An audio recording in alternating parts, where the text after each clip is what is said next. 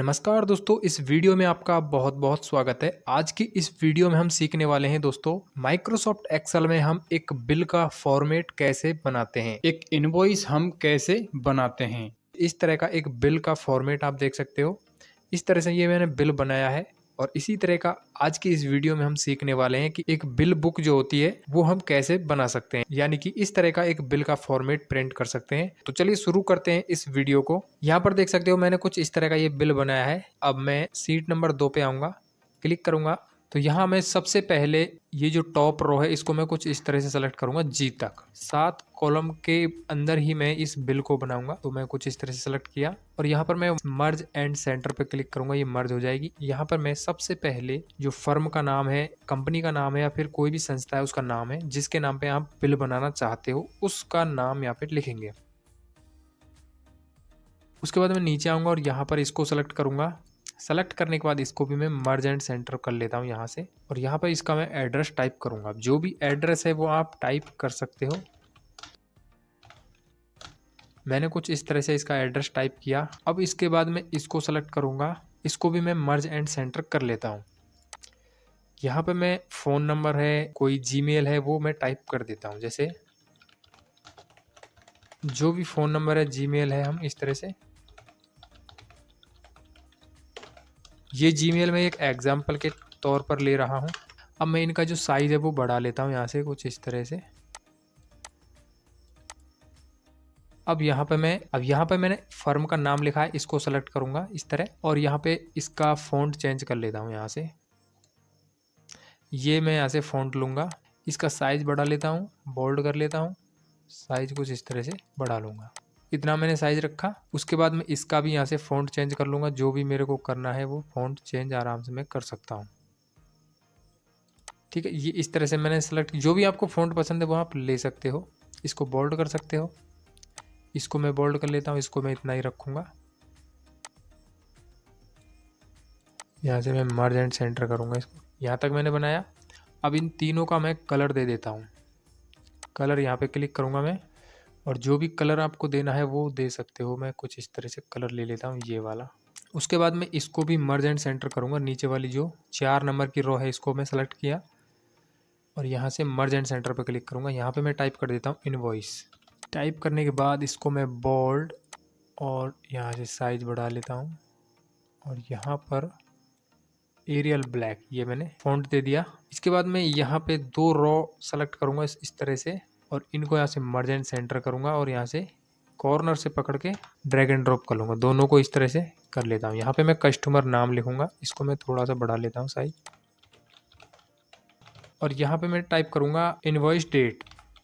अब मैं इन तीनों को इस तरह से सेलेक्ट करूँगा। यहाँ पर मतलब 3 सेल हैं, इनको सेलेक्ट करना है। ये 3 सेल, तीनों को मर्ज एंड सेंटर कर देना है। यहाँ से पकड़ के इस तरह ड्रैग कर देना, तो ये दोनों, यहाँ पर मैं इसको सेलेक्ट करूँगा, मर्ज एंड सेंटर करूँगा और इसको ड्रैग एंड ड्रॉप, ये देख सकते हो इस तरह।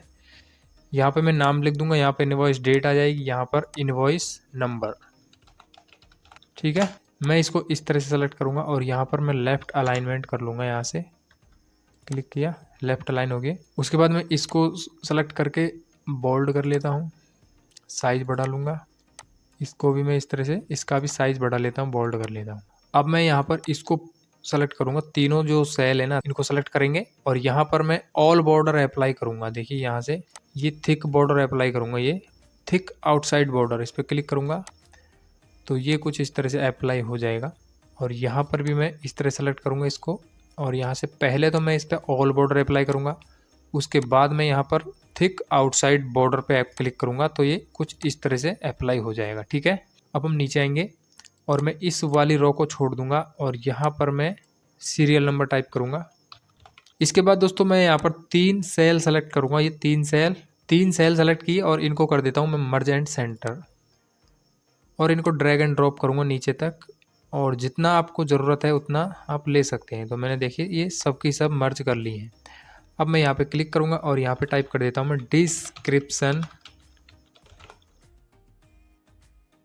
डिस्क्रिप्शंस ऑफ गुड्स, मैंने टाइप किया। यहाँ पे मैं टाइप करूँगा प्राइस, यहाँ पे मैं टाइप करूँगा क्वांटिटी, और यहाँ पे अमाउंट। ठीक है, ये मैंने कुछ इस तरह से टाइप किया। इसका मैं यहाँ से मैं इस तरह से साइज़ बढ़ा लूँगा और यहाँ मैं इस तरह से इनको सेलेक्ट करके बोल्ड कर दूँगा, थोड़ा सा साइज़ बढ़ा लेता हूँ।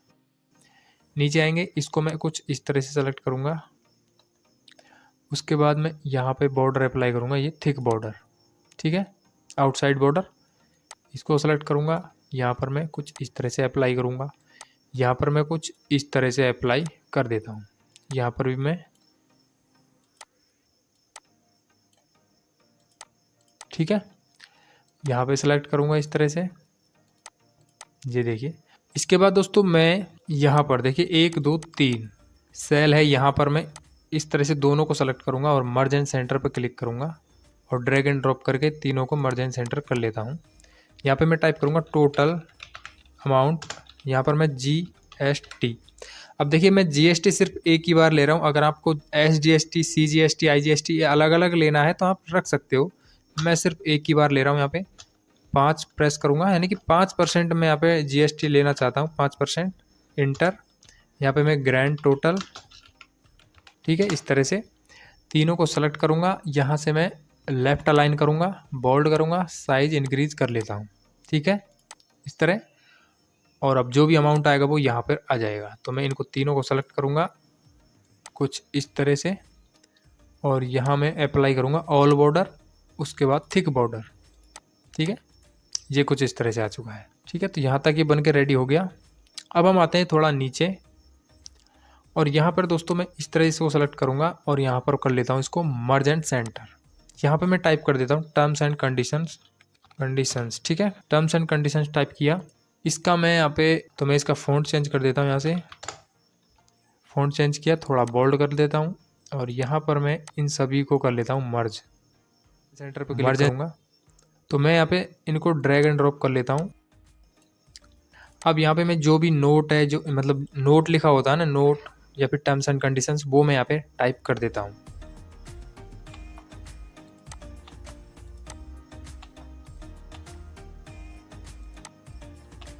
जो भी टर्म्स एंड कंडीशंस हैं उनको मैंने टाइप कर लिया है। अब मैं क्या करूँगा, कुछ इस तरह से इनको सेलेक्ट करूँगा। यहाँ तक सेलेक्ट करने के बाद मैं यहाँ पर इसको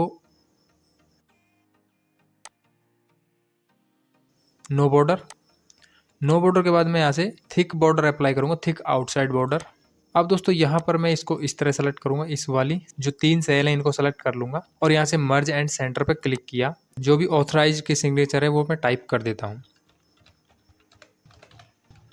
और मैं इस तरह से सेलेक्ट करके और यहाँ पर मैंने थिक बॉर्डर अप्लाई कर देता हूँ यहाँ से। तो ये हमारा बन गया दोस्तों इस तरह से, ये एक फॉर्मेट।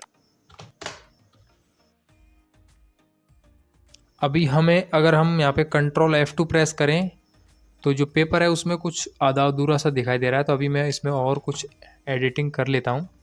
जैसे कि नीचे में 2 सेल है, 2 रो हैं, इनको सेलेक्ट करूँगा और यहाँ पर कलर अप्लाई कर देता हूँ इस तरह से और इसके ऊपर थिक बॉर्डर अप्लाई कर देता हूँ, इस तरह हो गया। तो यहाँ पर आप देख पा रहे होंगे कि ये जो कॉलम है इसका साइज़ कम है थोड़ा सा, तो हम इस तरह से एडजस्ट कर लेंगे इनको भी मैं बढ़ाऊँगा और यहाँ पर सेंटर कर लेता हूँ इस तरह और इसको मैं बढ़ा लेता हूँ।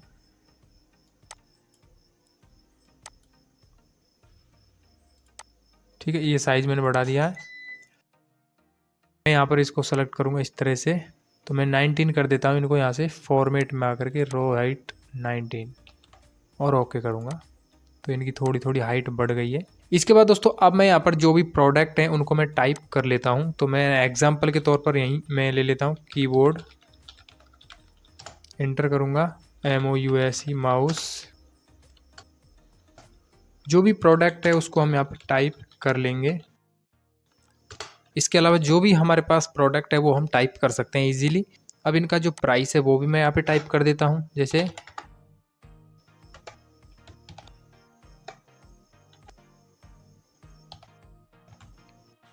यहाँ पर मैंने प्राइस टाइप किया, यहाँ पर क्वांटिटी टाइप कर लिया। अब दोस्तों यहाँ पर मैं प्राइस को क्वांटिटी से मल्टीपल करूँगा तो यहाँ पर जो अमाउंट है कीबोर्ड का वो आ जाएगा। तो उसके लिए मैं यूज करूँगा इक्वल, इसको मैं मल्टीपल कर देता हूँ इससे, ठीक है। प्राइस को सेलेक्ट करके इसको मल्टीपल कर दिया क्वांटिटी से, देख सकते हो ये इसका अमाउंट है वो आ चुका है। अब सभी का देखना है तो ड्रैग एंड ड्रॉप कर देंगे, यहाँ पर आ चुका है सभी का अमाउंट।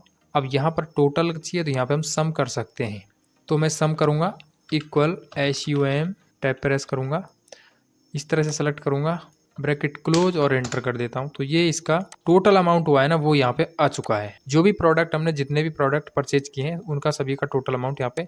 अब दोस्तों यहाँ पर मैंने सम फंक्शन यूज किया है, अब इसकी जगह पे हम सम प्रोडक्ट फंक्शन भी यूज कर सकते थे। जैसे कि यहाँ पे मैं टाइप करूंगा equal SUM some product, array 1 में मैं इसको सेलेक्ट करूंगा, कॉमा लगा दूंगा और एरे 2 में मैं इसको सेलेक्ट कर लेता हूँ।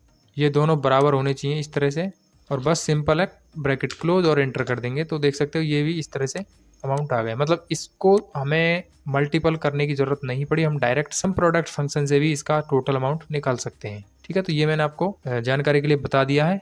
यहाँ पे मैं कस्टमर का नाम लिख देता हूँ, जैसे राजेश। जो भी डेट है वो मैं लिख देता हूँ, ये टुडे फंक्शन यूज करूँगा मैं, इंटर, आज की जो डेट है वो आ जाएगी। यहाँ पर मैं एग्जाम्पल के तौर पर इस तरह से इनवॉइस नंबर लिख देता हूँ। अब दोस्तों मान के चलिए कि किसी कस्टमर ने यूपीएस नहीं लिया, तो आप चाहो तो यहाँ से प्राइस 0 कर दीजिए या फिर क्वांटिटी 0 कर दीजिए, तो यहाँ पे 0 आ जाएगा। उसके बाद मान के चलिए कोई और प्रोडक्ट नहीं लिया तो सिंपल 0 कर दीजिए, बस क्वांटिटी को 0 कर दीजिए, 0 हो जाएगा इधर भी, और यहाँ पर भी अमाउंट घट जाएगा। तो इस तरह से दोस्तों आप ये बिल बना सकते हो। एक्सेल में अगर किसी को प्रिंट करना है तो सिंपल नाम टाइप करना है, डेट और इनवॉइस नंबर टाइप करना है, और कौन कौन सा उसने प्रोडक्ट लिया है बस। बाकी आप क्वांटिटी दे दीजिए, कितना कितना क्वांटिटी लिया है, तो ऑटोमेटिकली यहाँ पे जो मल्टीपल हो जाएगा सबका और सम होकर के नीचे आ जाएगा। यहाँ पे हम निकालते हैं GST 5%। तो उसके लिए मैं बहुत ही आसान आपको फॉर्मूला बता देता हूँ। देखिए इक्वल लगाना है, इसको सेलेक्ट करना है, मल्टीपल करना है, मल्टीपल का जो सिंबल होता है स्टार वाला वो मैंने लगाया, 5 टाइप करूंगा और परसेंटेज का सिंबल लगा देता हूँ, बस एंटर कर दूंगा तो 5% निकल आएगा। ये 56,400 का 5% है 2,820। ठीक है, ये 5% GST आ चुका है। ग्रैंड टोटल में हम दोनों को सम कर देंगे। इसको मैं इस तरह सेलेक्ट करके ब्रैकेट क्लोज और एंटर, तो यहाँ पे आप देख सकते हो 59,220 रुपीज़ आ चुका है टोटल अमाउंट। इसका जो नंबर फॉर्मेट है वो मैं चेंज कर देता हूँ यहाँ से इंडियन रुपीज़ में, कुछ इस तरह से। थोड़ा बहुत चेंज है जिसमें करने वाला हूँ। यहाँ पे मैं जाऊँगा फॉर्मेट में और इसकी जो हाइट है वो मैं 20 करूँगा इस तरह, और ये जो सभी रो है इनकी जो हाइट है ना वो मैं, इनकी जो हाइट है वो कर देता हूँ मैं 13.5 आ रहा है, मैं 14 कर देता हूँ पूरा और ओके करूँगा। तो इनकी साइज़ बढ़ गई थोड़ी थोड़ी, और मैं इसकी भी बढ़ा लेता हूँ और इसकी भी बढ़ा लेता हूँ इस तरह से, तो थोड़ा सा हमारा एडजस्ट हो जाएगा ये, देखिए कुछ इस तरह। और यहाँ पर हम इसको भी बढ़ा लेंगे, इसका साइज़ थोड़ा थोड़ा, इनको भी हम बोल्ड कर लेते हैं यहाँ से, बोल्ड। ठीक है, छोटी मोटी जो भी कमी है वो आप कर सकते हो इस तरह। कंट्रोल F2 प्रेस करूँगा मैं, तो ये हमारा इस तरह का एक बिल बन के रेडी हो चुका है दोस्तों। हम इसको आसानी से प्रिंट कर सकते हैं। अब ये जो हमें दिखाई दे रहा है पेपर का जो साइज है वो है लेटर में, यहाँ पर हम क्लिक करेंगे लेटर। देखिए ये ऑप्शन दिखाई दे रहा है आपको, क्लिक करूंगा, यहाँ से मैं A3, A4, A5 जो भी जिस पेपर के साइज में आपको बिल को प्रिंट करना है वो आप कर सकते हो। जैसे कि मैं A4 लेता हूँ, तो A4 में देखिए ये आधा हिस्सा है वो चला गया है, तो मैं क्या करूँगा यहाँ पर मुझे इसको थोड़ा सा और एडजस्ट करना पड़ेगा, तब जाकर ये इस पेपर में आएगा।